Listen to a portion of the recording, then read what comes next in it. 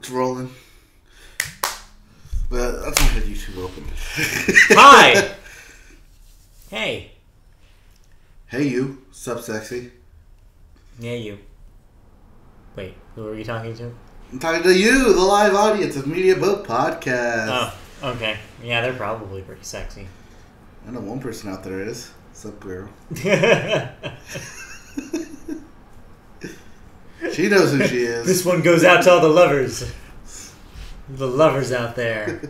This is for you. Are you a 90s R&B Yes, hip-hop group? I'm a late night DJ on the radio who's doing, the love songs call-ins. And this one goes to all the lovers out there.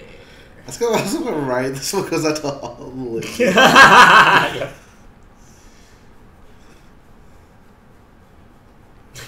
So funny. Malia thought my NPR voice was just the funniest thing in the world. This one goes out to all the beautiful ladies out there. Practice that one. No, not just the ladies. This goes out to all the beautiful people out there. Beautiful people. Whether they're ladies, whether they're dudes, whether This goes out they're, to all the beautiful people. whether they're something else. Just, you know who you are. Yeah, you know who you are. You're beautiful.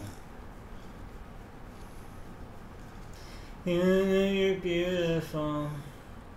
If only my eyes what I can see. You know I want to learn this song so desperately. You're going to have to tell me who these people are. Who's this guy? That is country artist.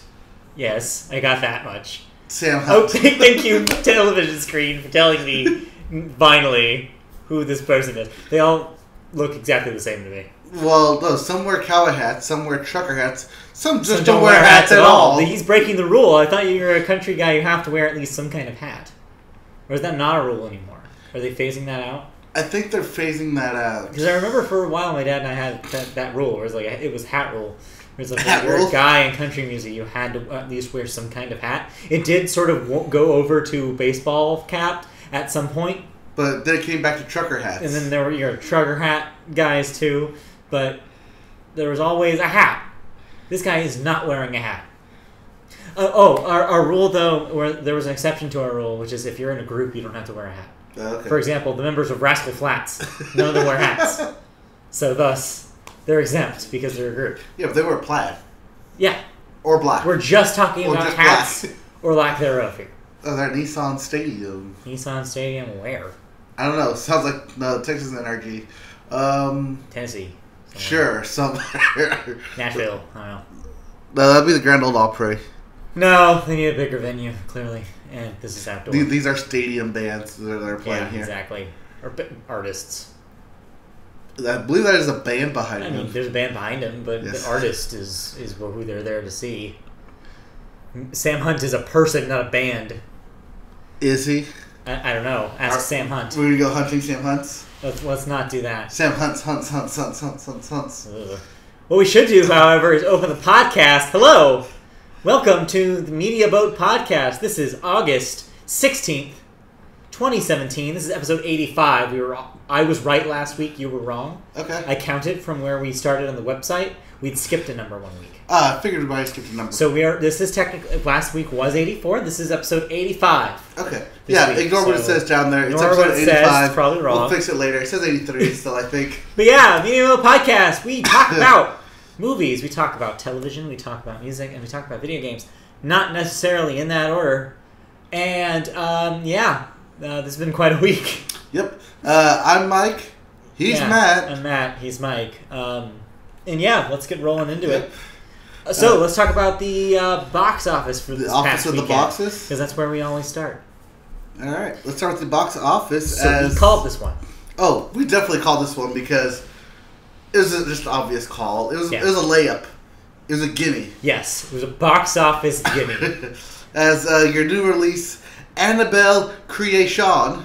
No. Annabelle Creation. Annabelle Creation would be a very different movie. Although, I feel like she's abandoned her music career for, I guess, being a YouTube person, I recently heard. Is she? Yeah, I recently heard that about Creation. Apparently that's what she's doing nowadays. Just a YouTube personality? She's always interested in film stuff. Okay. Like, she directed on the side, and the music thing was kind of a way to pay the bills? Yeah, a tangent she kind of went on. but her heart was really in directing, apparently.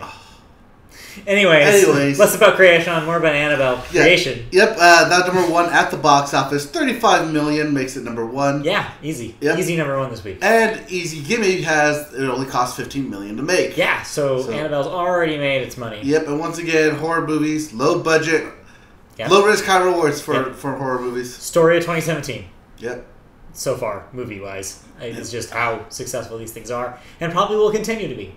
So, what else was in our top 5? Seeing as you probably did not see Annabelle Creation. No, neither did I. What do you know? I barely saw Annabelle. Yeah, we saw 3 seconds of Annabelle today on television. Yeah. That's the most of Annabelle I've seen, so goes to show you. So, in the meantime, what else is on our 5? Number 2? Hey, Maren Morris is there. Of course she is. Of course she is. We have the CMA Fest 2017 on in the background. Oh, yeah, by the way, I should tell Doctor CMA Fest is on. Yeah. Just in case she is unaware. But anyways, number 2 was Dunkirk with $10 million. Yeah, hanging in there. Christopher Nolan's still making money. Yep. It $153 million total so far. Yeah. And that's just domestically. Right. So yeah, that thing's making money here. Surprisingly, because it doesn't really have a strong cast. No, I mean, that's pretty much like we were talking about this kind of off the cast yesterday. But yeah, that movie is mostly just from word of mouth based on the director. Yeah. Like, you don't really need much more than that, I guess, with the Christopher Nolan movie anymore. He's earned director-only status. He really has. He's gotten to Spielberg level, at least with name recognition. Right. He's Kubrick-esque. And, I mean, especially in comparison to modern Spielberg movies. Yes. But yeah. So yeah, that's it's good. Although if we're talking modern Spielberg, we'd have to go with JJ. Yes. Yeah. If you want to. If I want to super rate this thing. Yeah, emulation as opposed to appreciation. Yes. But yeah, so it's good that that's doing well in a very, very slow summer. I'm glad to see a movie that's actually good stay on the top 5. You still haven't seen it. I have not, but I think I might wait for a home release for that. Because ever since that guy on the internet said something about being too loud in the theater, I'm like, I don't know if I want to see something that's going to be super loud. Yeah, because you freaked out on Gravity. Yeah, I might wait until a home release. Yeah, remember you freaking out on Gravity? Like, what is this thing? I must get out. That was a weird point in my life. I was on edge back then. I'd probably be able to do it now. Yeah, now you're on Bono. That was the night of time. Yes, I'm all on Bono. All up on him. Moving on. Number 3 was The Nut Job 2. Insert sexual innuendo. The Nut Job 2. $8 million. Nutty by Nature. Yes. Is the actual subtitle of that movie. We're not making that up. Yep. That was number 3 this weekend. Number 4 was Dark Tower. Number 1 last week. Number 4 this week. Yeah, big drop. With a steep 59% drop. No one cares. $34 million that thing is made domestically. Literally no one cares. Even the people who should care don't care.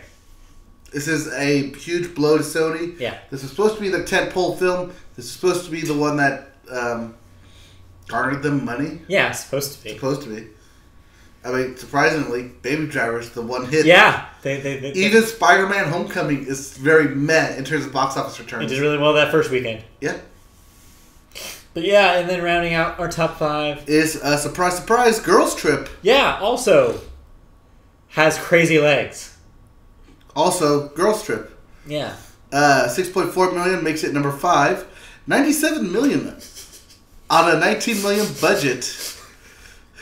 No, television. I don't want to experience Flatliner in 360 degrees. Sorry. Yes. That's crazy that that's doing as well as it. I mean, it's not that crazy that it's doing well, but compared to other things on this list, the fact that Girls Trip is doing extremely good. I mean, it's going to hit $100 million on basically a $20 million budget. It's beating the Emoji Movie. It's beating Dark Tower. It's beating the Dark Tower. It's beating up everything that isn't Spider-Man in Dunkirk. Yep. So that's saying a lot. Yeah. And your other new release, that rounds out your top 5, but your other new release last week, The Glass Castle, opened at number 9 with $4.6 million. Pretty low. But again, it had a fourth of the theaters that the Annabelle did. Yes, it had a fourth of the theaters, and this is more of an independent movie anyways. It's just not going to attract the big crowds, especially not in the week. Right. this week. But what do we have to look forward to this coming weekend? We've actually got two comedies coming up this week. Okay. First up is The Hitman's Bodyguard. Okay, that's kind of more of an action comedy, but I'll give it to you. Action buddy comedy. Sure. This is your Ryan Reynolds, Samuel L. Jackson comedy. Yeah. Shoot 'em up comedy, you could say. And then following that is Logan Lucky. Right. This is more of your independent picture, but it stars some really great names. Daniel Craig, Adam Driver, Channing Tatum. Yeah.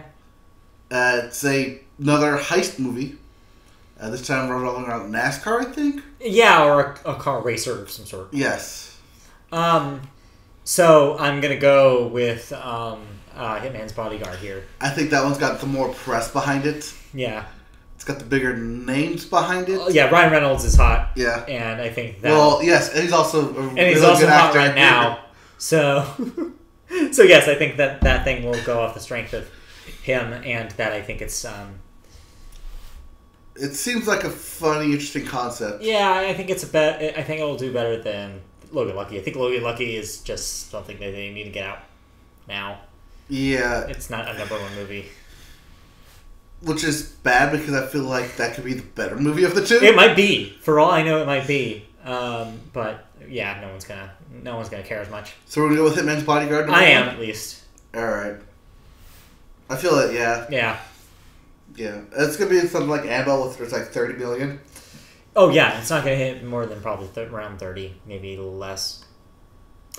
But yeah, Annabelle won't repeat. So no. Look for Hitman's Bodyguard being your #1 movie next week. That's our call. Yep. Right, moving into movie news. What do we got? Box office. Well, we already covered. Oh that. yeah, we already. What do we have in movie news? We have the big story that broke yesterday. Man. Movie Pass. Let's talk about this because there's some wrinkles to this thing. Well, that's just Miss America. No. So let's explain briefly what Movie Pass was, and then we'll talk about what Movie Pass now is. All right. So Movie Pass used to be a $50 subscription where you could go to the movies and see all the new releases basically whenever they came out. It was once a month, or not once a month. You paid. Yeah, you paid once monthly. a month. It's a monthly fee of $50, but you could see all new releases when they came out. But you could only see the movie one time. Right. So essentially, now to make this clear, this is a independent company that was basically working with the movie theaters to basically allow their members to use this as a pass to see unique movies daily, but only once. Right, and we actually covered this last year when it was first announced. Yeah.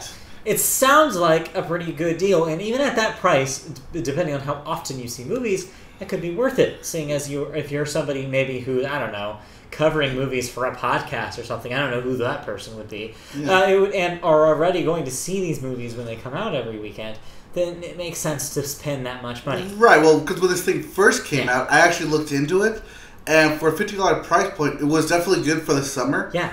But when you got around to the slower seasons, like September, January, February, not so much. But you still have to pay that $50. Which brings us to yesterday.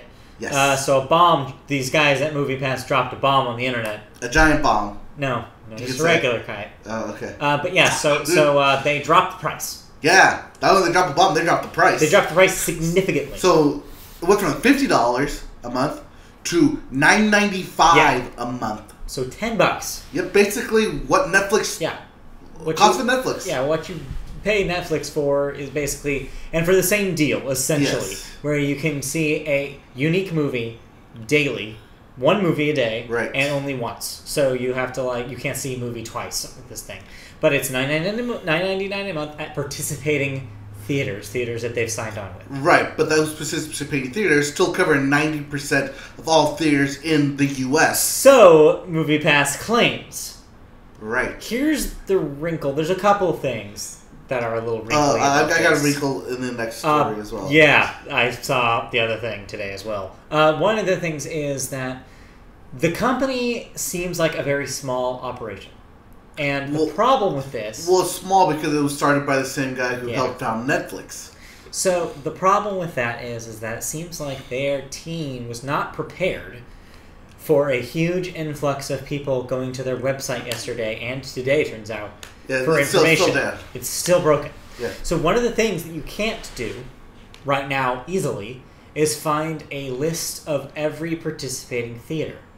You would think that a company that would want to expand their Market membership, base. their market and their membership numbers with a price drop like this would be prepared to tell those members if they can even use the service that they want to buy. But as it stands right now, there is no clear way before signing up Yep. that you can see the theaters in your area. There was briefly a link that connected to their website where a map Mm-hmm. did show you some theaters, but was broken. The application was broken and wouldn't work upon even refreshing the page repeatedly. Some people got to work briefly and were helping other people out with zip codes at Yep. other locations, but that doesn't cover everyone. So if you're not in those specific locations, you may not know whether you can even use this thing. So what's the other potentially bigger thing that might be a problem with this? Yeah, all right. Do we cover Movie Pass in general? Yeah. What? Because we're moving on to the next story then. No. We're still talking about the pass here. Oh, okay. Unless yeah. you So the other big thing Yeah. about this is that even though it's $10 a month, the reason it's so cheap is because they're going to be selling that data. Yeah. Oh, okay. Then there's a third thing that I don't know if you saw that I'll add after this, but yes.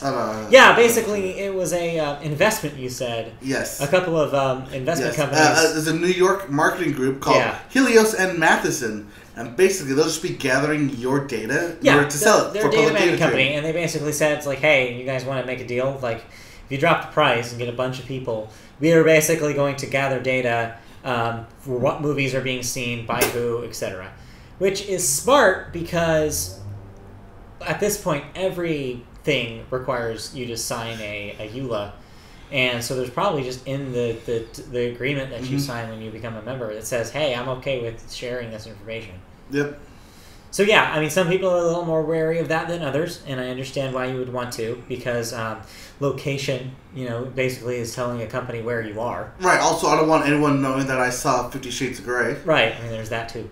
But generally speaking, it does technically, in theory, could go to something important, or that you would deem important as a movie viewer. It could eventually lead to more movies maybe being made that you like because they have the data that you've seen it. That's, of course, the most hopeful thing that could possibly come out of it. Who knows if that's actually going to be what they use that for. But I'd like to remain optimistic when I can. The other thing that I saw today that I didn't see yesterday, apparently somebody high up at AMC is now basically at the theaters, not the television network. I know. That's the theater logo. Yeah, and somebody at AMC was very clear in that they are going to try to fight this thing, and that they are not on board with the concept of such a low price being the entry point for somebody to see movies at their theaters. Oh, yeah. AMC, the theater chain, Yeah. owned by the Wanda Group, as we previously stated, is currently seeking legal action against them in a statement that they made shortly after MoviePass made its $10 announcement. Yeah.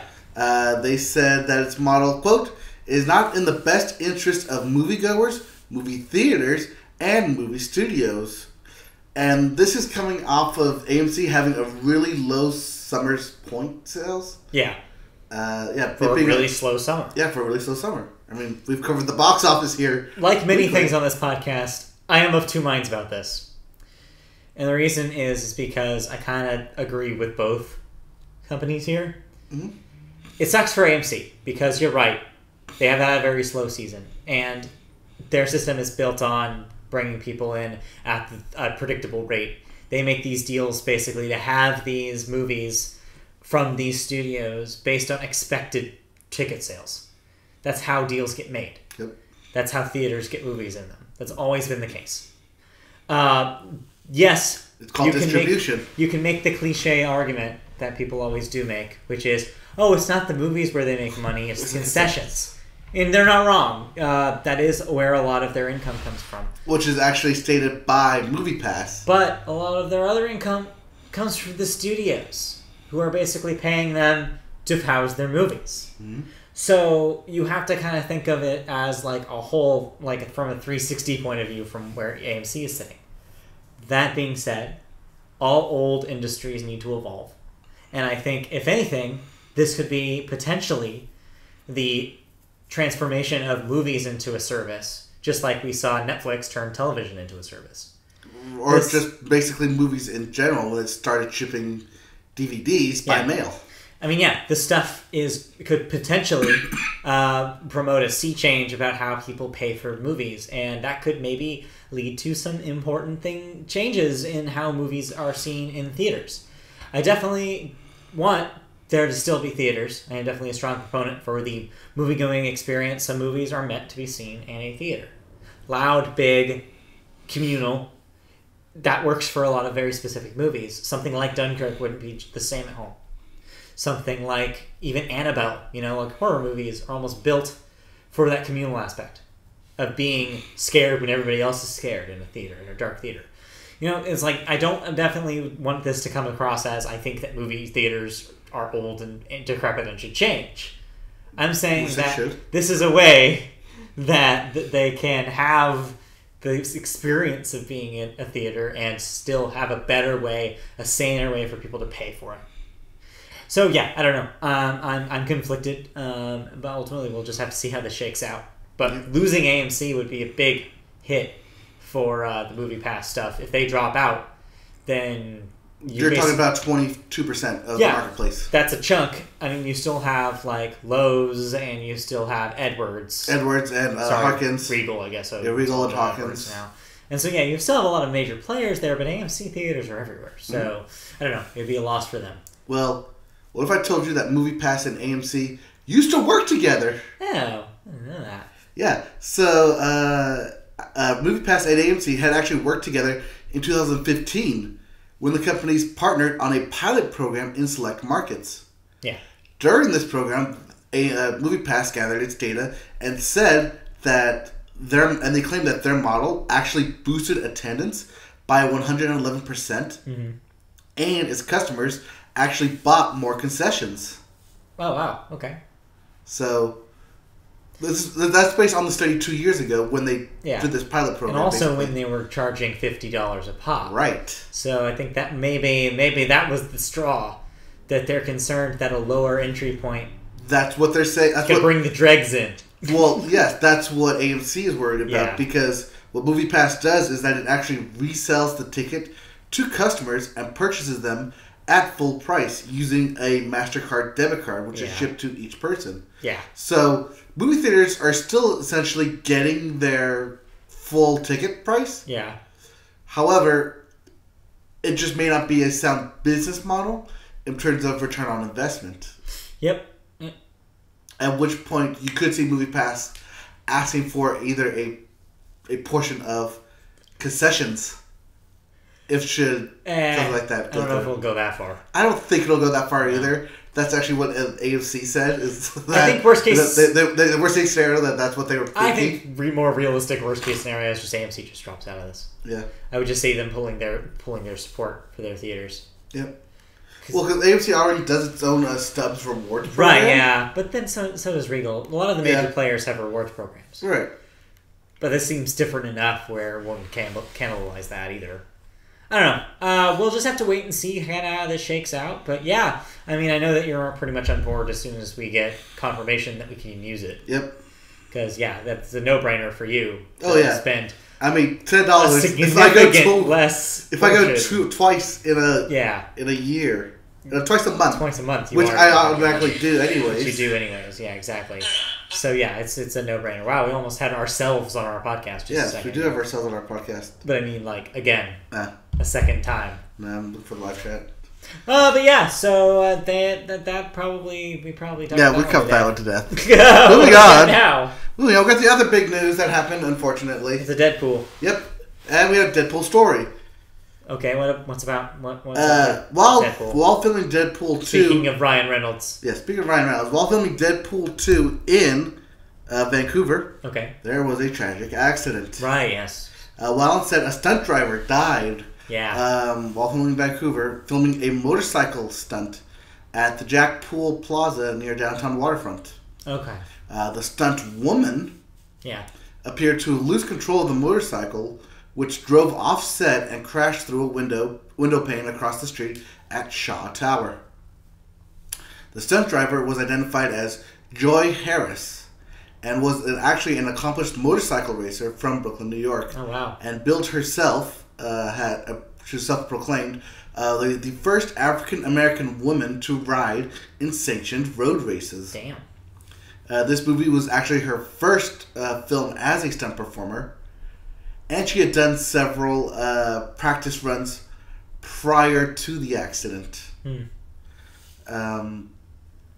This is very sad news, of course. Yeah. This is actually the first. She's the first person to die while doing a shoot in Vancouver since October of 1996. Wow. When someone suffered a parachute malfunction after jumping out of a helicopter. Yeah, no, that's a tough one because, you know, she was doing something that I'm sure she's very trained in. Sounds like that she was adept at. Yeah, she was definitely sound like a professional Yeah. motorcycle rider. Accidents can happen on sets, Yeah. especially when you're doing stunts. Stunts Right. are complicated. They require a lot of prep.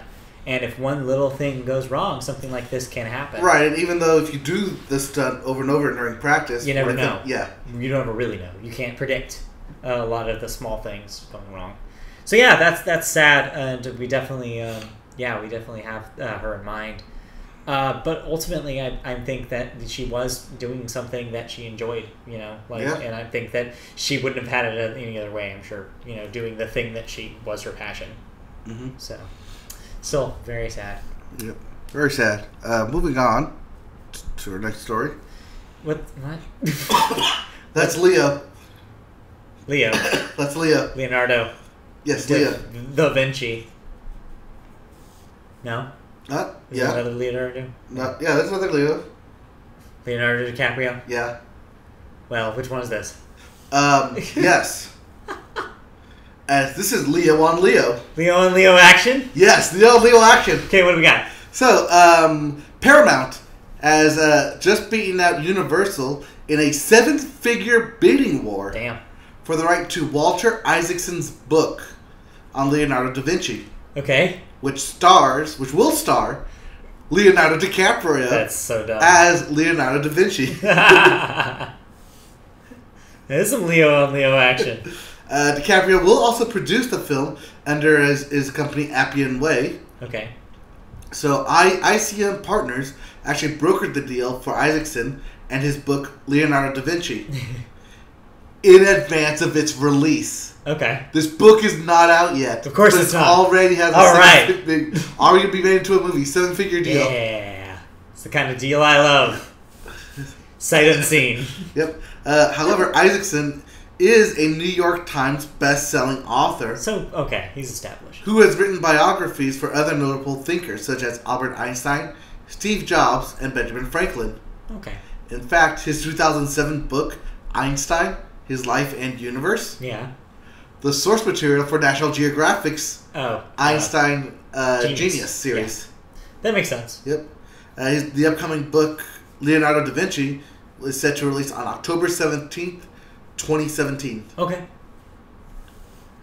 Sure, why not? That's double Leo. Yep, which Leo means squared. look for 2019 release probably. Yeah, probably. Get your Leo on. Yep. 2019. Maybe 18. Maybe late 18. Or just December. I can say that late December. Well, yeah. After Oscar buzz.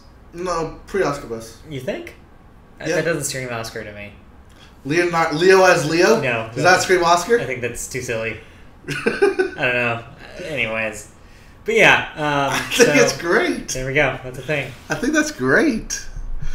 Alright, and lastly, the bits. The bits. The bits. Alright, go fast here. Daniel Craig confirms he is in for Bond 25. Yeah, finally. Yes. After going back and forth on it so much. Apparently he needs a paycheck. Well, hey, who doesn't? Arnold Schwarzenegger confirms he's set for the next Terminator film, which will supposedly state why all Terminators look like him. Oh, well, finally. Yeah. Good. I thought we already established that in the last one. I said he was a scientist, one, but okay. Yeah, it was either that one or it was Salvation, where Arnold was the scientist, and so he made them look like... Yeah, because I saw that one. Yeah, which I thought we already established that, but I guess not. Yep, guess not. All right. Tommy Wiseau Yep. approves of the Disaster Artist film. Oh, yeah, that's interesting. Okay. At least 99.9% of it. So he's the guy who is the original writer of The Room, yes. Which is what the Disaster Artist is about, him and The Room. Right, and James Franco is playing him in the movie. Right. And he approves of the work that they have done. Well, that's good. You know what? I feel like he at this point, he would have to be self-aware about this whole thing. You would think that. You would But apparently, in several interviews, he actually goes back and forth on... Really? Yes, back and forth on admitting that it's bad and not admitting that it's bad? Yes. God. He should know at this point. I don't know. Speaking of things that are bad... Okay. Hayao Miyazaki returns to Studio Ghibli for yet another film. That's not bad, that's good. Hey, that man needs to retire. That's capital G good. I'm excited to that see guy needs to retire. Movie. I know this is like the 4th time, but still. Yeah. Speaking of 4th, Avengers 4 begins filming. What? Huh? Yep. Avengers 4 begins filming. What? wait, we still have 3? 3 hasn't even come out yet. Yes, 3 is Infinity War, which has yet to come out yet. But because we know that they're shooting these things back to back. Right, so it's starting right away. Yep. Okay. It's starting right away. To be fair, should we just call this 3 Part 2? Well, that's what original was going to be. Right. But Still apparently they weird. go with a completely different script now. Sure. So we don't know what this thing has no surtitle. It's just shooting at Avengers 4. Or surtitle. Surtitle. Subtitle. No, subtitles is what goes underneath. That's hidden. Yeah. It's surtitle. No. You're a surtitle. Anyways. And lastly, Forbes released its top paying actresses. Yeah. Who tops the list? Jennifer Lawrence. No. No? No. She has for like the last 3 years. Well, yeah, that's because she was getting that Hunger Games money. David O. Russell money. No, that Hunger Games money. Oh, yeah, and also that Hunger Games. Also the X-Men money. Oh, yeah, jeez. So who's on top now?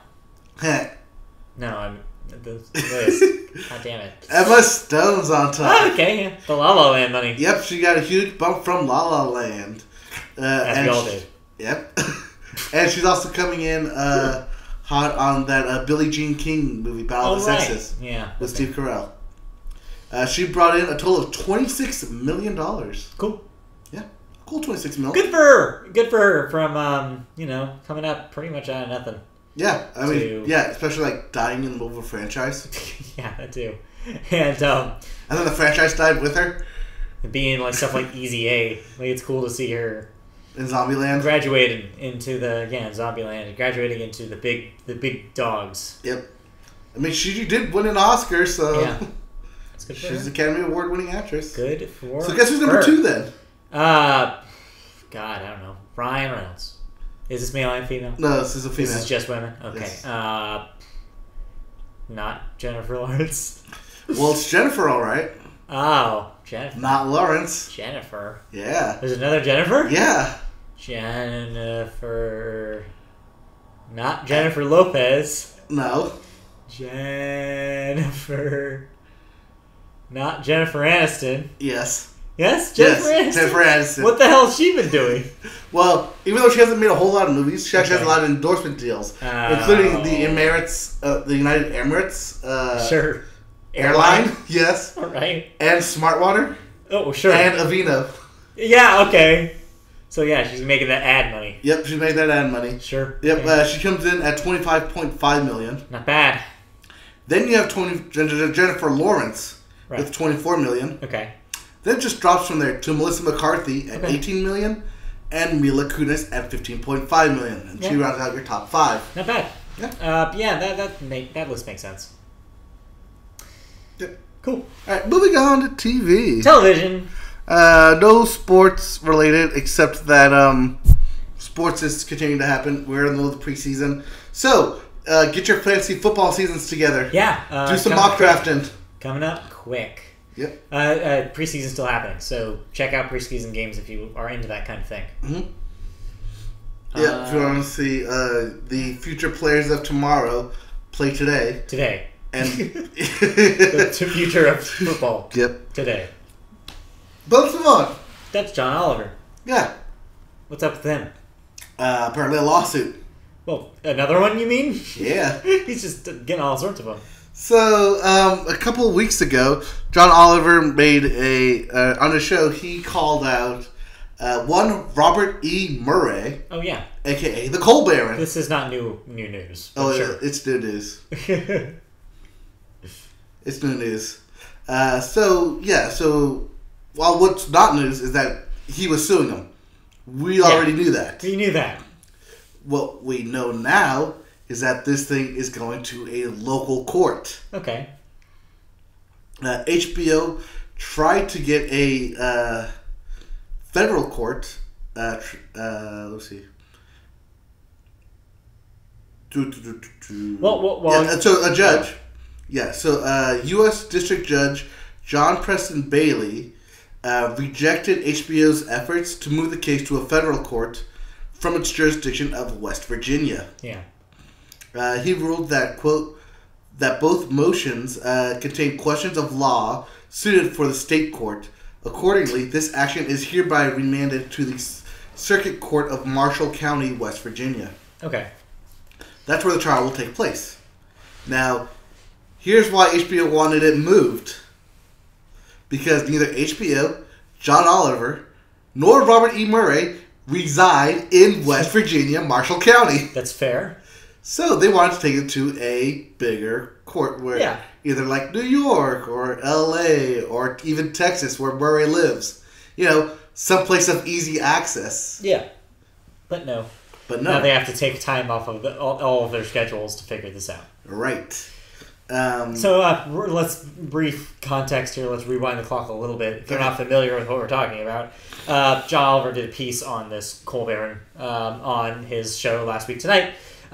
He was very clear during the show that this man was very litigious. He expected to be sued and treated the show accordingly.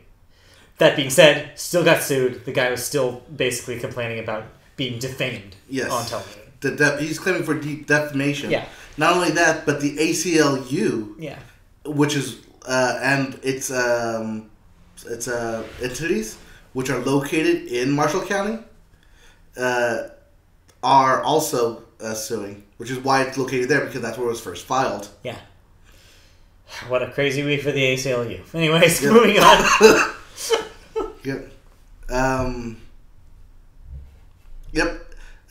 Marshall County Coal Company and 3 other Murray entities were named as plaintiffs in the initial civil action submitted in West Virginia. Even though they're all not properly joined together, they're claiming it all as a class action because they are separate companies and entities. Yeah.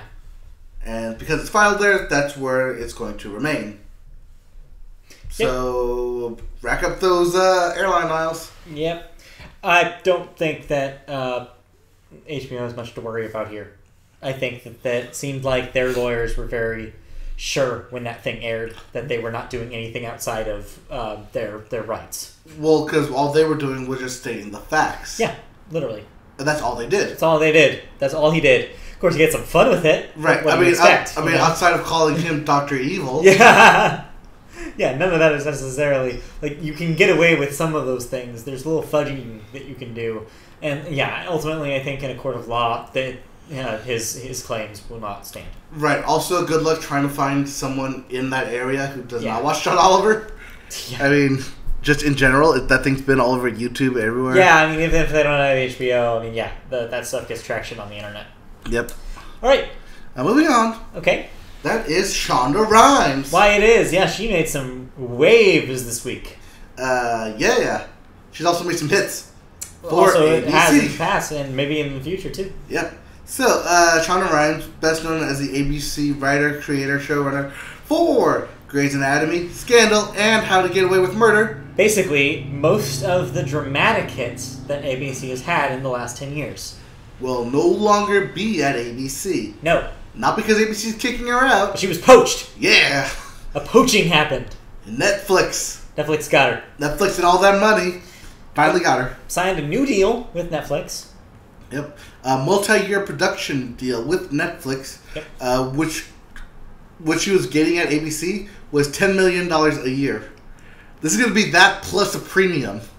So, yeah. So she's going to be rolling that money. There's a reason probably why she signed this. Yeah. But yeah, so this will include one show that's already in the cooker, right? Right. I don't have the name for that show. But yeah, it's something kind of in the same lines of what she's done in the past. A female-centric drama. It will premiere now on Netflix as opposed to previously being something that was slated for ABC. We'll move completely to Netflix, and she will develop content for them. Just to give just a small sample of how big she is. Yeah. Grey's Anatomy. Yeah. 14 seasons. That thing has lasted forever. Yep. And they're still planning a spin-off on that. Yeah. Yep. This actually coincides with... Wasn't Grey's Anatomy itself a spinoff? No. No? I don't think so. Okay. I thought it was a spinoff of Private Practice. No. Was Private Practice a spinoff of Grey's Anatomy? I think so. Am I getting those two mixed up? Maybe. Okay. Anyways. Oh. Anyways. That's my sister. She probably would know. Yeah, anyways, this move actually coincides with an earlier report that Netflix said that it's looking to spend $7 billion in original programming content next year. And that'd be a lot of it right there. Yeah. So yeah, I mean, it's smart for Netflix. 100% intelligent. Especially with Disney making the moves that they are. Yep. That's a big steal. Basically, like, especially since Netflix just pulled their Disney lineup. And now they're pulling now they're going to pull from Disney itself. Right, yeah. That's pretty crazy. So yeah, that's good news for Netflix, though, and good news for Shonda Rhimes. Which, if that sounds like there's going to be some bad blood between the two, that's actually not the case. No. Funny enough that both CEO Bob Iger and Reed Hastings are actually really good friends. Because of course they are. Of course they are. CEOs love CEOs. Yeah. All right. So this is just business for them. There's no bad ill between either Netflix. No, because Netflix knows that they're going to stay afloat regardless of what Disney does. Yeah. Because they're frickin' Netflix. But yeah, what else do we have? We've got this man. I have no idea. It looks like he has a fanny pack. Is that not a fanny pack? That's not a fanny pack. Okay, what is it? That is a championship belt. Oh, he's a wrestler man. You could say he is the WrestleMan. Is he John Cena? No. No, I can't tell. He is the WrestleMan of WrestleMania. Then I have no idea. If he's not John Cena, I don't know who he is. Maybe you've heard of him. Okay, maybe. Yeah, he got his head shaved by one president. Just tell me. Dismiss. That is none other than Vince the Man McMahon. Oh, he's the guy who runs the thing. Yeah. He doesn't play. He's not a wrestler then. He was a former. Well, yeah, he was a former wrestler, deal. But yeah, now he runs the whole thing. Yeah. The reason he's up there is because he's about to learn some Mandarin.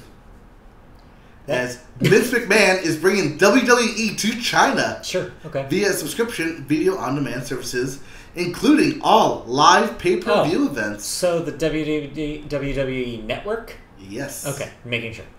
That is a thing that I'm familiar with. The WWE Network strikes an exclusive deal with Suning Sports Media starting August 18th and will include marquee promotions, WrestleMania, and SummerSlam. Sure, okay. Suning Sports Media, PPTV, is already has China's rights to UFC and the English Premier League. Hey, I love myself some PPTV. I hear that's where that tape of the Russians and the models in the hotel. The Yellow River flows to China. It really does. Yep. This comes just days before SummerSlam 2017 is to begin. Okay. And that will be broadcasted live with Mandarin commentary on August 21st. 7 a.m. Beijing time. That's early. Yeah. Through this agreement, Chinese wrestling fans will now have access to a wider variety of WWE content, including NXT, 205 Live, Total Divas, as well as the vast library of classic matches. This means that the WWE Network is now available in more than 180 countries around the world. That's a lot. Yeah. That's a lot of countries. I mean, you don't need a whole lot of dialogue to slam someone to the ground. I guess you don't. Well, although I feel like Total Divas is mostly talking. That's a reality show. Is it? Yes. I thought it was just female Total wrestlers. Divas is the reality show that's about the divas from the WWE. Okay. Also, they're phasing out the divas as a brand, from what I remember. So that might not be on there for too long. Unless it's just the back catalog. It's all in the back catalog. So okay. Anyways, yeah, sure. I mean that's probably good for a market that probably hasn't had a whole lot of exposure to American professional wrestling. No, but there is of it, and yeah, I mean, get ready for the John Cena meme to take over right, China. There it is. Yes, John Cena could be big in China now. Isn't The Rock already big in China? Yeah. So that already happened. So yeah, cool. Yep. That's, I guess, good news. Yep. Yeah, that's a good deal. Yeah, it is. Yep. All right. All right, moving on. Just when you thought they were gone, they're coming back. Singing competitions. Yeah, they're back. Like never before. Oh, yeah. Thanks to the success of The Voice, everybody wants a piece of this pie again. Yep. So, even though we've already come with the failed experiment of Boy Band. Yep. And the recent cancellation of American Idol on Fox. Yeah. The Voice is still going strong. It is. Pulling in all those viewers that people miss singing competitions, and now looks like networks are wanting back in. So badly that we had already reported that ABC will be reviving American Idol. Or will be soon. Yes.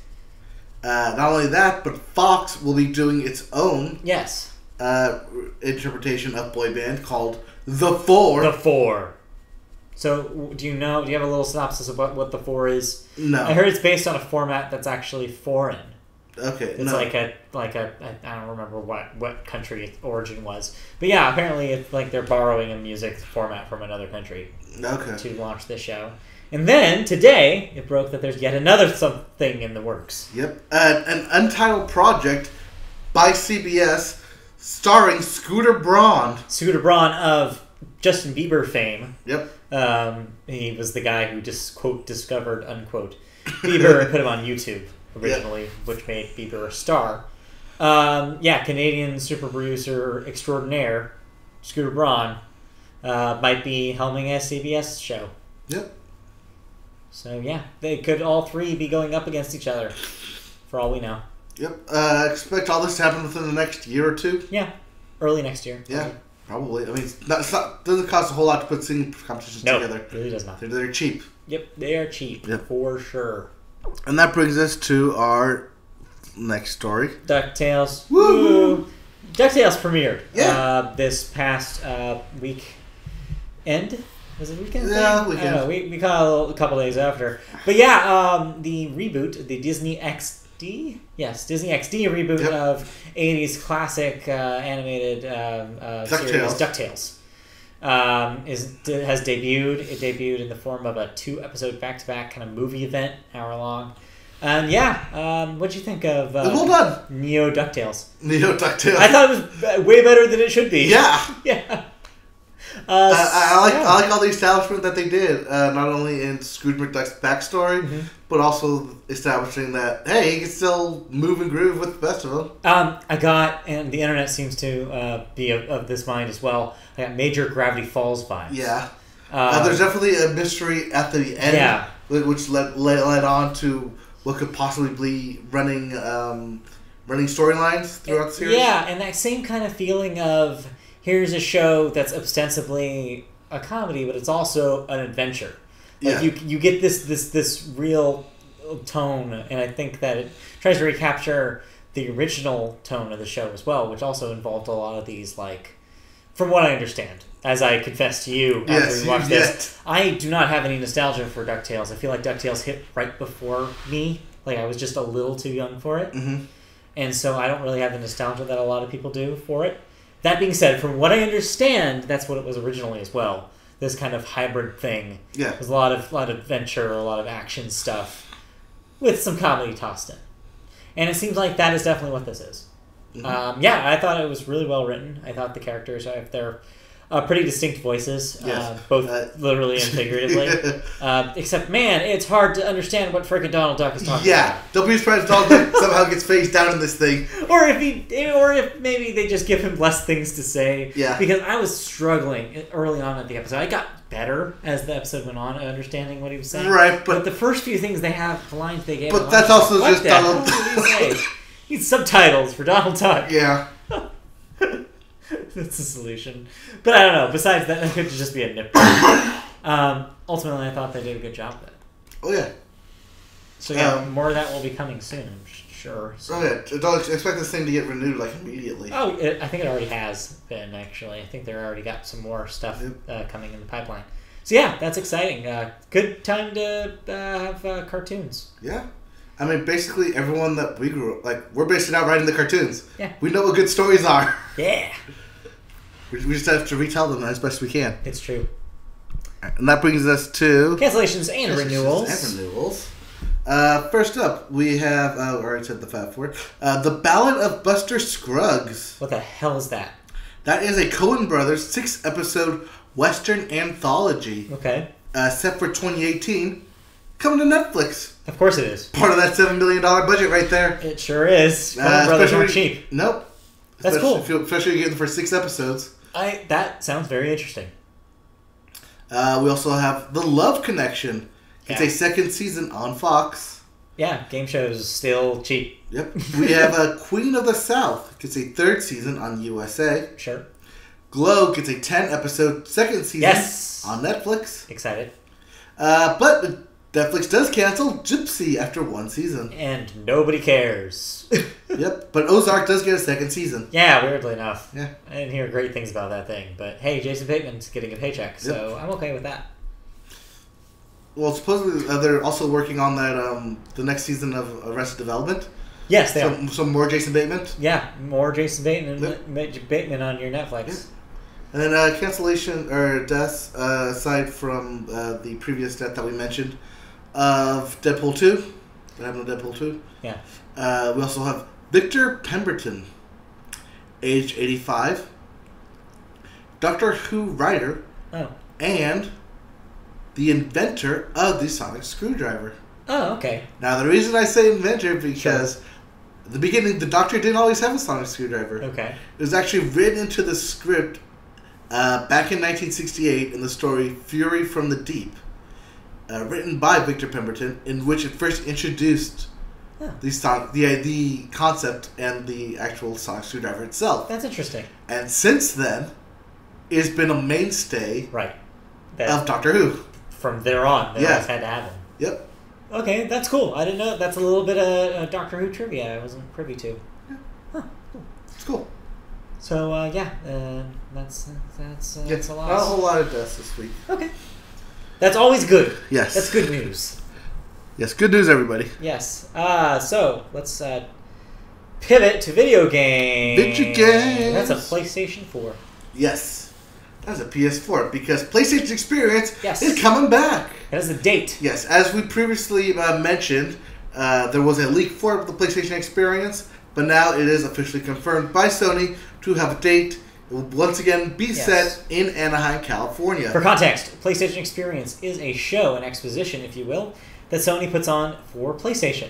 It is a Sony exclusive thing. Usually they have mostly first-party Sony news. They'll have a press conference where they will make announcements, and they will have places on the show floor where fans who buy tickets can play new games. Right now, I was supposed to go last year. Yeah. Something came up. A cruise came up. Yes, you could not. Yeah, the Booze Cruise. We'll probably go this year. Probably. Seeing as we now have a site to report it. Yes. Report on it. You can report directly live from it, too. December 9th and 10th? Yep, December 9th and 10th. Anaheim Convention Center. Down in our backyard. Yes. So, however, there's also an early bird ticket. There's Mariners. Early bird. If you purchase the early bird ticket holder, you will receive an invitation to a special event held on Friday, December 8th, during which you will have a chance to get up close and personal with game developers and PlayStation personalities. Oh, great. PlayStation personalities. Tickets are on sale for $65 for the early bird tickets, and if you miss out on that sale, their regular price is $75. Cool. Cool. This is up $5 from last year when it was $60. Yeah, but hey, you know what you're getting into. Yeah. Also, during the PlayStation experience, will be the Capcom Cup. Okay. That sounds like a fighting game thing. Yes, it is. This will be a special tournament stage dedicated to the highest level Street Fighter V competition in the world. And matches will take place all day on Sunday, with the grand finales being Sunday night. Cool. Top prize, $250,000. Damn. Just for kicking someone's ass at Street Fighter. Hey, that's worth it, man. Yep. You'll also get the chance to be crowned the 2017 Street Fighter V World Champion. Cool. A little tidbit about Street Fighter V: it is currently surpassed 1.5 million copies in the world. Wow, not bad. So yeah, bring your game sticks. For being something that I think initially experienced a lot of issues when it first came out. That's good that that's coming back around. Yep. Cool. What else? Yep. So yeah, we're getting into that. Coming up next is these guys. That's not the new Ubisoft logo. They have to do logo? I did a story on the site. Remember? No. Like the week we launched. Oh. It's an old story, but yes. Well, that's an old logo. So what's up with Ubisoft? Well, speaking of tournaments, Ubisoft hosted a tournament. Did they? Yeah, for their latest fighting game, For Honor. Well, can you really call that a fighting game? Well, medieval combat game. Let's put it that way. Well, I don't know if you can call it a fighting game, even so, because it is super broken. Yeah. Yeah. And it was super exploited during the tournament. Yeah. Yeah. So, their tournament, Ubisoft tournament, didn't quite go as planned, as the hero Raider was used to exploit the game's unbalanced nature and technical stability. Fun. In addition to Raider being overpowered, certain bugs became apparent, which led to the loss of matches and other things. Other things. Yeah. Okay. However, the big blow came when the winner of the tournament actually admitted to using an exploit called Unlock Tech. How could he? Which is a technique performed at a particular time to make certain attacks either bypass one's block or make attacks happen faster. Or double attack, where you block one attack, the first attack, but the second attack lands automatically. So when did he admit this? Like immediately post-game interview. So this would be like if Tom Brady, after that one game, had just gone up to the interviewer and be like, "Yeah, we won, but I have to be honest with you, we definitely deflated that ball." No, like he would have said, "Yeah, we made some second half adjustments. I had better grip on the ball, and I just sling it like that, something like that." It felt a little lighter. I don't know why. Man, that's kind of messed up. Well, here's the thing, though, that these issues have been heavily debated in the For Honor community actually leading up to the tournament. Okay. Ubisoft decided not to fix any of it. Okay, so they were aware of it. It's just that they didn't think it was going to affect their competitors, and so they didn't make some sort of sweeping judgment about whether to outlaw it. Right. Okay. Which makes the game super broken between advanced players who use actual techniques or someone who just breaks the game. Just cheeses it. Yep. Well, that's unfortunate. But, hey, hopefully that means that they fix it in the future. Hopefully Ubisoft does something about it on a game level. Yeah, hopefully. Especially in competitions. Like, free play, whatever. No one cares. But, yeah, like, if you're going to have competitions with, prizes on the line, you really got to think about that kind of thing. Oh, yeah. All right. What's next? Next up. Beyond. That is D&D Beyond. D&D Beyond? Yeah. What's that? So if you ever wanted to get into Dungeons and Dragons... I have not. Or wanted to ever experience Dungeons and Dragons... I'd like to watch a bunch of people play some D&D someday. Are you looking at me? I don't know. No, I don't know. You seem to be interested in doing it. I am interested in doing it. Hey, we can even podcast it. Well, yes. And actually, using D&D Beyond would actually be a smart way to do such a thing. Okay, so tell me what D&D Beyond is. D&D Beyond is an official digital tool set for Dungeons & Dragons 5th edition. Cool. Over 200,000 beta testers have actually helped shape this digital event. And this new digital companion web app aims to enhance the D&D experience by making game management easier by putting all the game information you need to tell fantastic stories in digital format and eliminating the need for manually searching through books.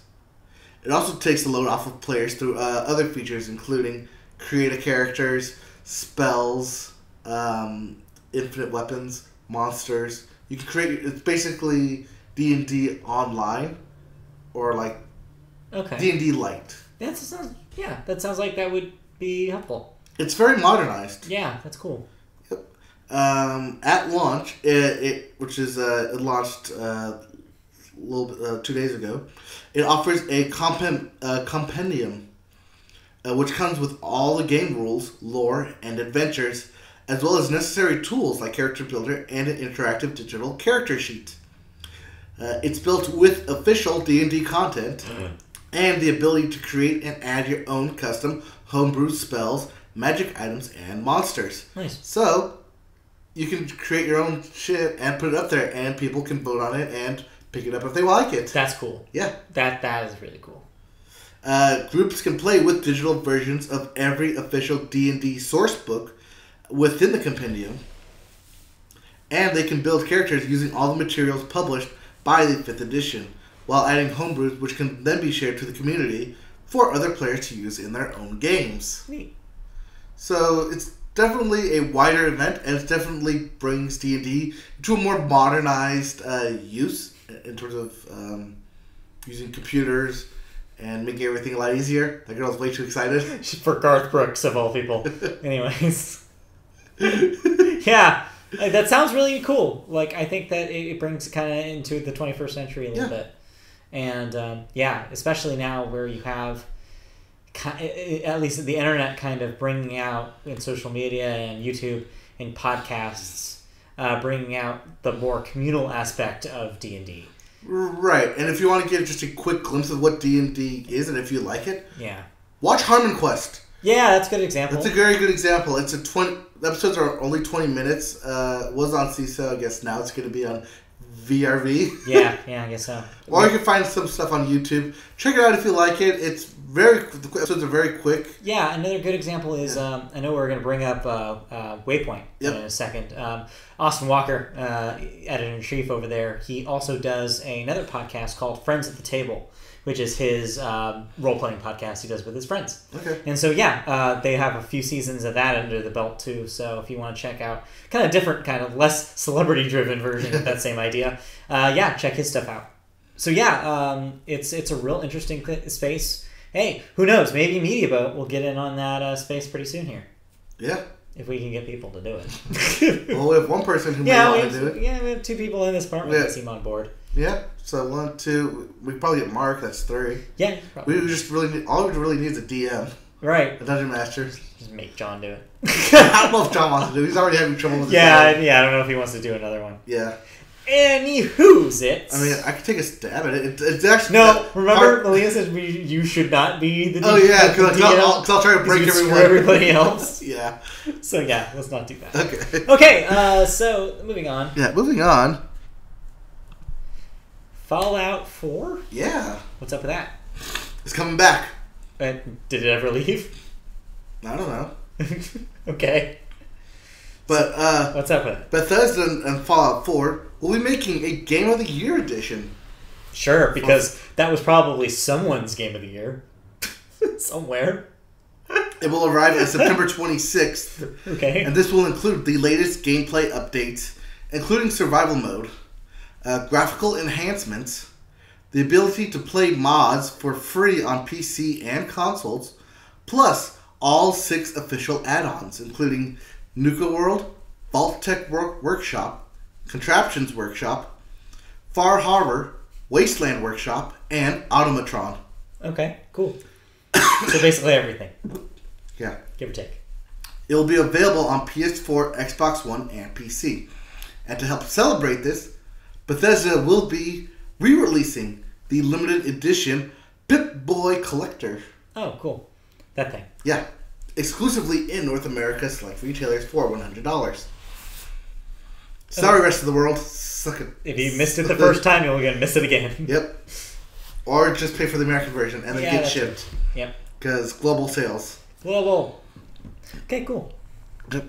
And that brings us to what you brought up. Yeah. Waypoint. This is kind of crossover. This actually should have been our segue from television into video games because we literally talked about Disney XD. Yeah, probably. But oh well. We're not great at segues here. And neither is the segue. No, Segway's not great at segues either. So yeah, we mentioned Waypoint, the Vice Network's video gaming website. Yep. And podcast and video empire. Yep. Run by the aforementioned Austin Walker.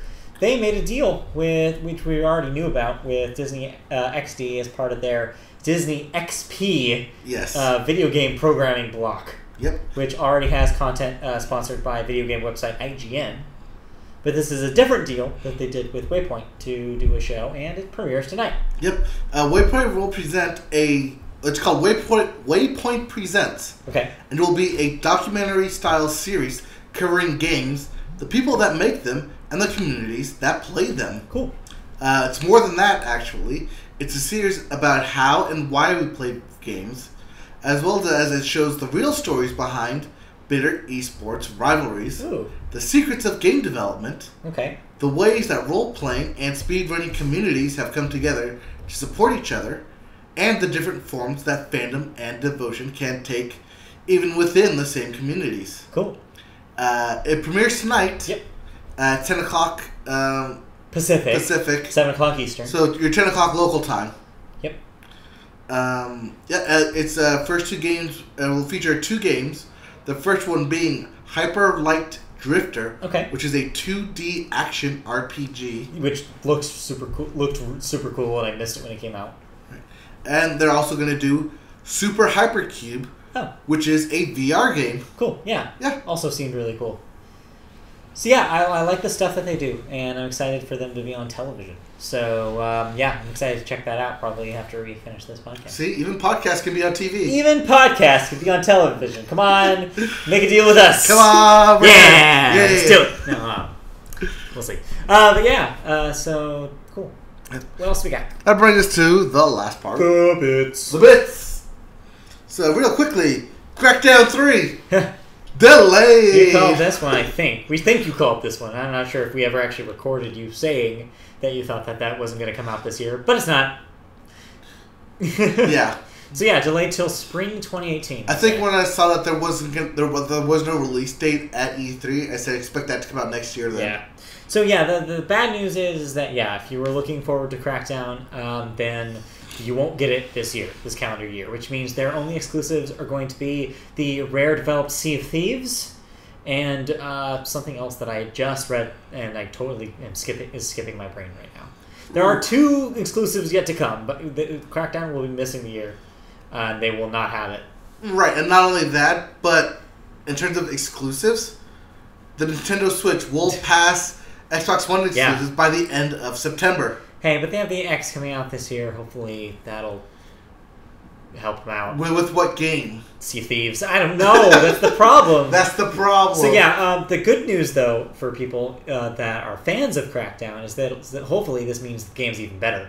And so... and hopefully they'll get Terry Crews to voice it. Maybe, because the buzz after E3 was not exactly super positive. Right. It seemed like a lot of people were just like, well, this looks like Crackdown, but nothing special. So maybe some few more months in the cooker here, in the oven, will get make it well done. Ready for prime time, exactly. Yep. So we'll see. We also have, in other news, we have Okami HD coming for a Christmas release on both the PS4 and Xbox One. Okay, they had already done a HD for the re-release PS3. for PS3 because that is a PS2 game. Yep. But yeah, Okami is good. I played a lot of Okami back in the PS2 days. Yep. Blizzard's Online gets an official name change. Again. Yeah. So it's called Battle.net. Right. It will now be called Blizzard Battle.net. Yeah, after they had said that they were going to switch it just to Blizzard and they weren't going to use the Battle.net name. Apparently they've been back on that now. Battle.net is still the name. Yep. But they're just expanding. And they wanted the branding. Yep. And they want everything in print media and everywhere to refer to it as Blizzard Battle.net. Maybe they're worried that Blizzard Battle.net. Maybe they're worried that Battle.net is too generic. Battle.net. Yeah. And they want people to say Blizzard more. Yeah. Maybe. Yeah. Still. Garth Brooks just stole that lady's phone. Yep. And lastly, in the bits, computer is smarter than human. As OpenAI... You don't say. As OpenAI beats the world's top professionals at 1v1 matches of Dota 2 during the Dota International. Oh no! That's like when Watson was on Jeopardy. Yeah. He beat Ken Jennings. That happened, right? Yes, he won. Yeah, I think he beat Ken Jennings. Watson did. Yes. But yeah, that's rough for people. Yep. But not surprising because it's literally a video game. Yep, AI's getting smarter. Yep. Alright, ready here? I'm ready for music, and that means I'm ready for Billboard. I have them up in 2 tabs this time, so I'm not going to make last week's mistake. I learn, I adapt. All right, your top 100. This is just the singles chart this week. Wow. Ooh, singles. Another week where it barely moved. Number 1 is still Despacito. Luis Fonsi, Daddy Yankee featuring Justin Bieber. Yep. Still the biggest song of the week. The year has passed. Ed Sheeran's Shape of You is now the longest charting single in 2017. Okay. Number 2, Wild Thoughts, DJ Khaled featuring Rihanna and Bryson Tiller. 3, Unforgettable by French Montana featuring Sway Lee. Number 4, Believer, Imagine Dragons, moving up from 5 last week. And number 5, moving into the top 5 this week, Attention by Charlie Puth. Charlie Puth is back. Tell your friends. Your album list, your top 200. 200. That's the 200, Billboard 200. Also had some weird moves this week. Number 1, again, after some weeks off, Damn, Kendrick Lamar. Damn! Back at number 1.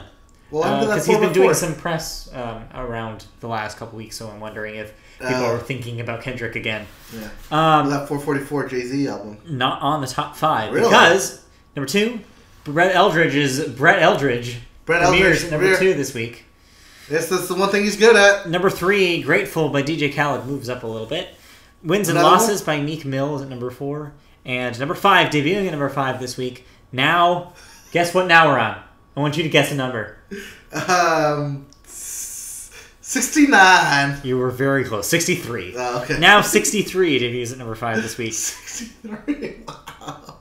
Which 444 for your reference is number 11, just out of the top 10. Yep. Moana Watch is number 15. That thing's coming up on a year, and it's still top 20. Yeah, not bad. All right, that's your Billboard. What do we got for music? New releases. Yeah, we got to talk about that. That's true. Yep. We have ASAP Ferg, or yes. $App Ferg. No, that's ASAP. You were the first time. With Still Striving.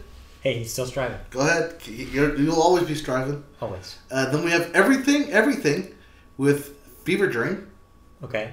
Ghost Poet with Dark Days and Canopies. Ghost Poet's a good name. We have Grizzly Bear with Painted Ruins. Yep. Mosey with One Up Top Ak. Sure. Fora with Yours Truly Forever. Mine? Okay. Rainer Maria, S&T.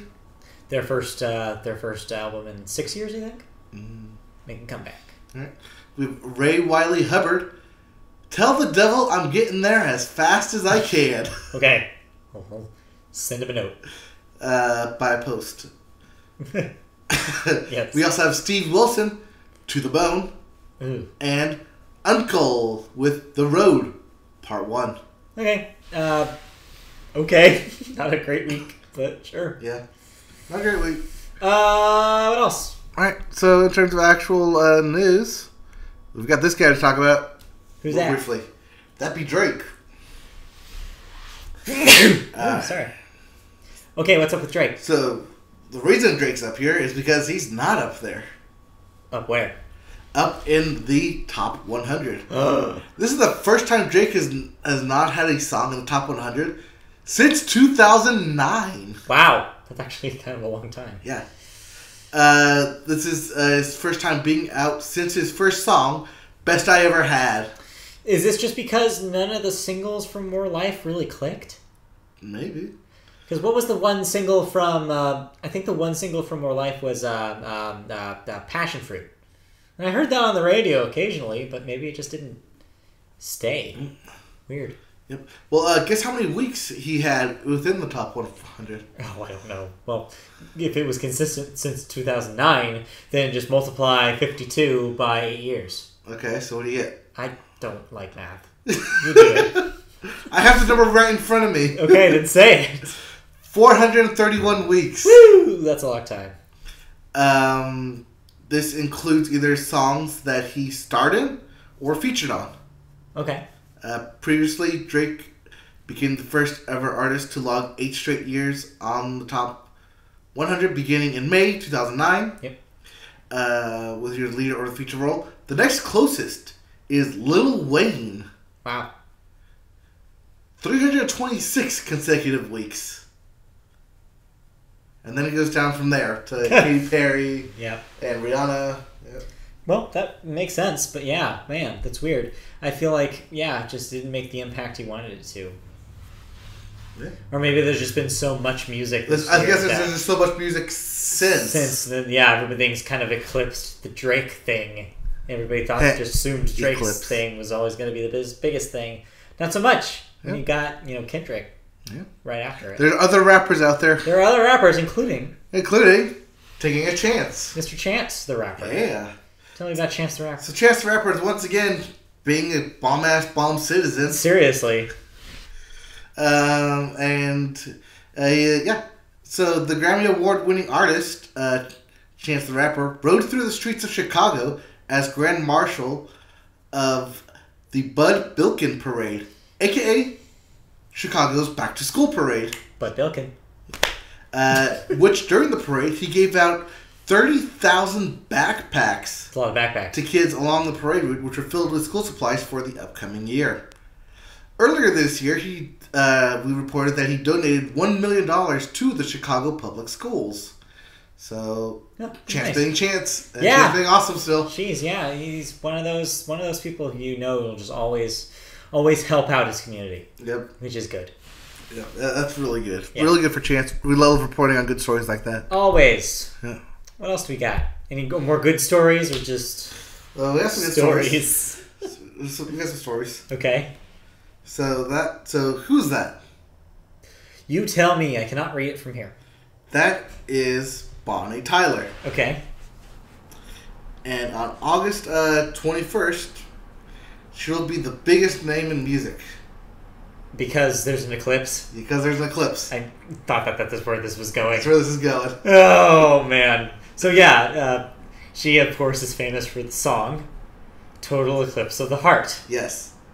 And so, thus, expect to hear that a lot when we're having the eclipse. Yes, a solar eclipse. Yes. On August 21st.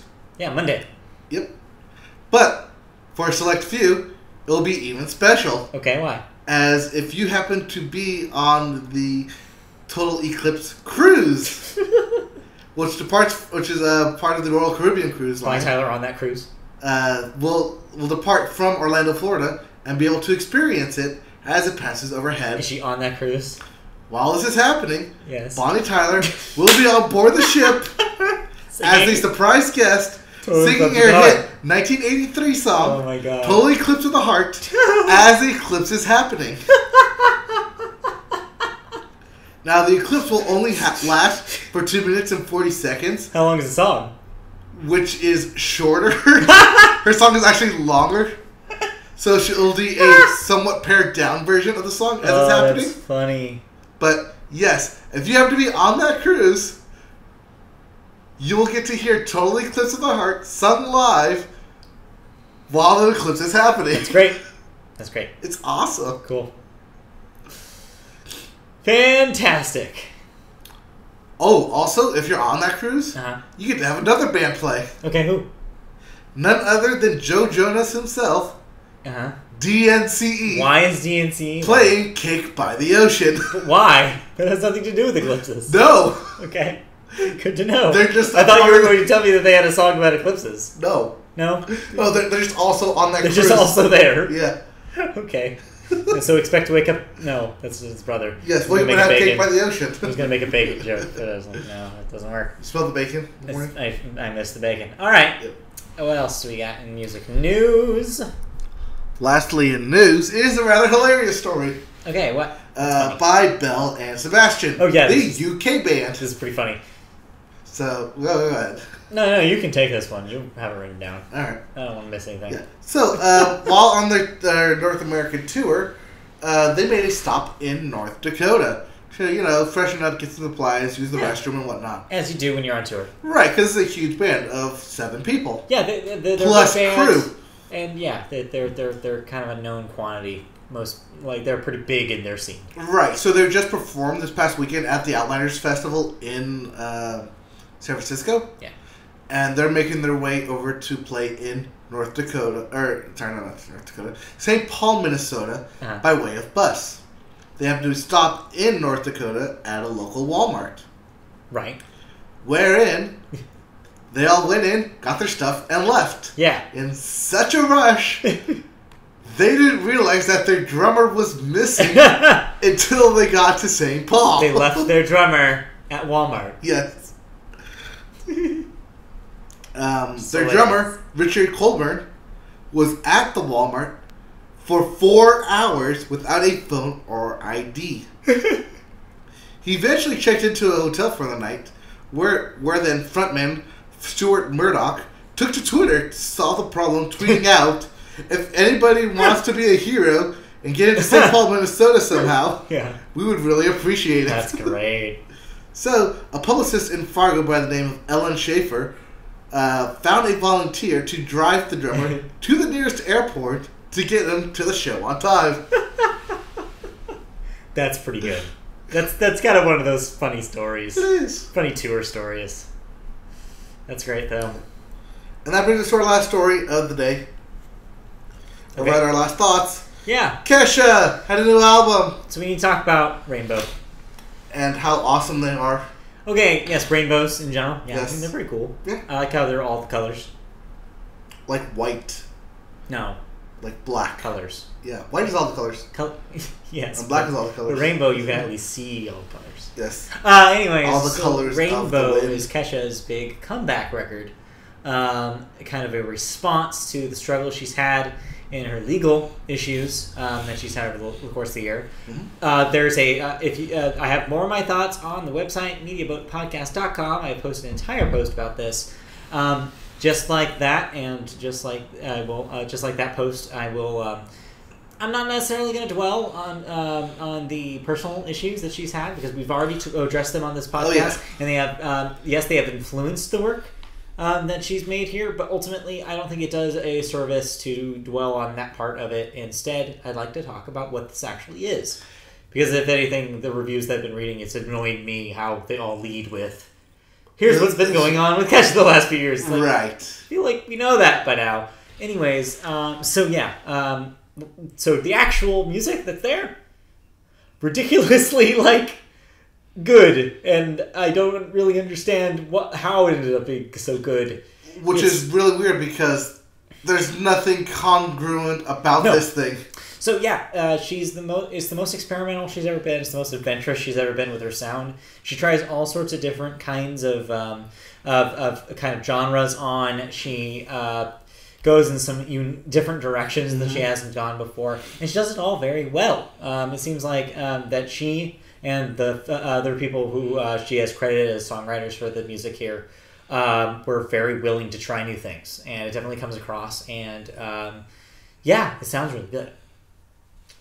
So there's a couple countries. There's a country song on there. With Dolly Parton. Dolly Parton has a duet on a song that Kesha's mother wrote. Right. There's a couple rock songs. There's a song about Godzilla for some reason. There's a song about Godzilla, which is great. There's some really good stuff on it. Like I said, there's more of my thoughts specifically on the website, mediaboatpodcast.com, if you want to check that out. I go more in depth there. Yeah. But we liked it. It's definitely an enjoyable listen. Definitely one of the better pop records this year. Yep. Looking at you, Katy Perry. Definitely looking at you, Katy Perry. But we'll probably return to it at the end of the year when we start doing some lists. But check out my thoughts if you want to know more, and go check it out. It's streaming. You can buy it in stores. It's everywhere. Yep. And you can check out our thoughts at mediaboatpodcast.com. Indeed. And if you want to check us out on Facebook. Yes. Mediaboat podcast on there. Yep. Mediaboat Podcast. Twitter, we're at MediaboatCast. YouTube. Yep. Mediaboat. YouTube, we do the streaming live show every Wednesday night at 8 o'clock Pacific Time, p.m. Pacific Time. We also have our archive of older shows there as well. if you want a iTunes, I don't know if you mentioned iTunes. Yep. iTunes, you can find our audio version of our podcast, and you can subscribe to get us every week. You can also help us out with money. We have a Patreon, patreon.com/mediaboat.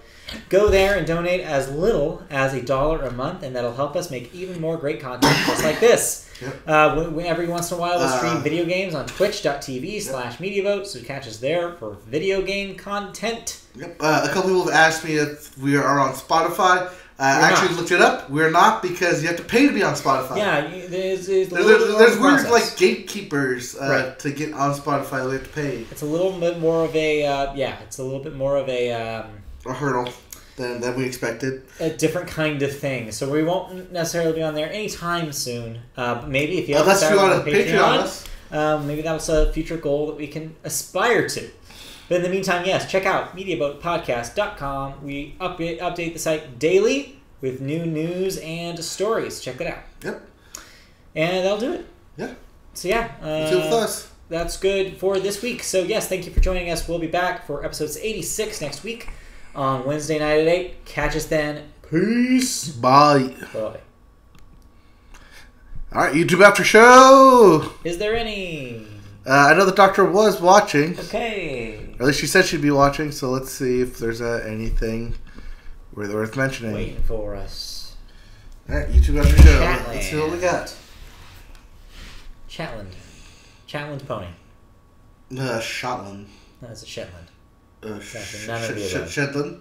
Yes, it's Shedland. Like just fun shedding. Constant shedding. Anything? We're still on. We're still on. Well, yeah, because it's got yes, live chat. We are still on. Live chat. No live chat. No, nothing. Well, okay. Well, I guess that does it for the YouTube after show. Yep. So, yeah, we'll catch you guys next week. Thanks for tuning in. All right. Bye. Bye.